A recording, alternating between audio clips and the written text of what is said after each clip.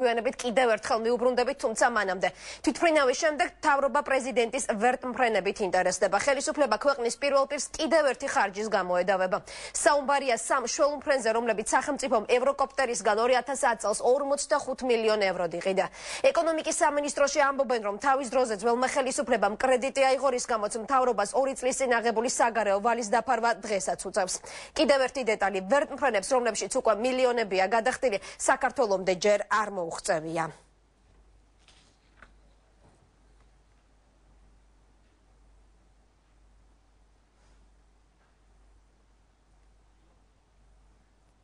გიორგი მანჯავიძე მუშაობს თემაზე და მას ახლა ჩვენ პირდაპირ ეთერში ჩავთვალთ. გიორგი, უფრო კონკრეტულად რა წერია ოფიციალურ ხელშეკრულებაში, რომელიც საქართველოს აქვს გაფორმებული და განკუთვნილი იყო თუ არა ვერტმფრენები პირადად მიხეილ სააკაშვილისთვის?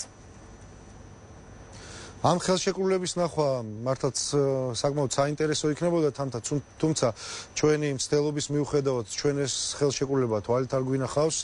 ეკონომიკის სამინისტრო ამბობს, რომ ეს ხელშეკრულება არსებობს, მათ აქვთ ეს ხელშეკრულება და მოგვიანებით სხვა დღეებში გვანახებენ ამ ხელშეკრულებას.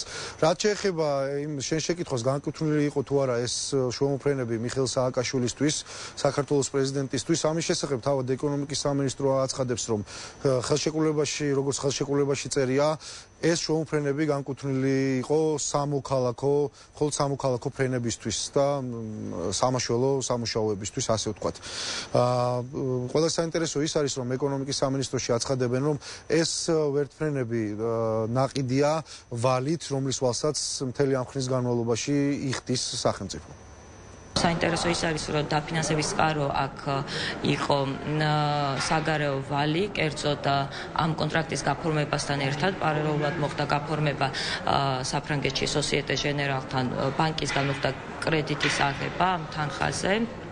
და დღესაც თითოეული ეტაპების მიხედვით, ანუ პირდაპირ ბანკი ამ თანხას ფარავს ევროკოპტერის მიერ მოწოდებული ვერტმფრენების სანაცვლოდ.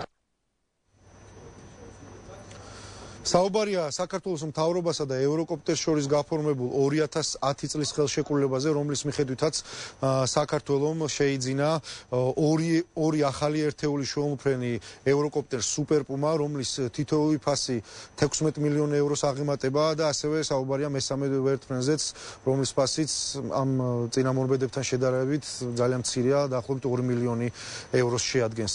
ჩვენთვის კითხვად დარჩა, ვთქვათ, რატომ 45 მილიონი, რადგან ამ ვერტმფრენების ფასებით 45 მილიონი არანაირად არ გამოდის, თუმცა ამაზე პასუხი ვერ მივიღეთ, როგორც ეკონომიკის სამინისტრო აცხადებს, სავარაუდოდ ამ ვერტმფრენებს გარკვეული მოდიფიკაცია ჩაუტარდათ.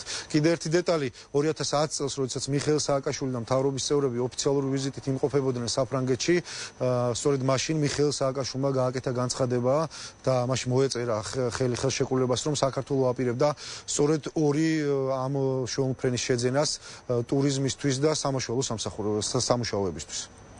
გმადლობთ, გიორგი, ეს იყო გიორგი მანჯავიძე, ძველი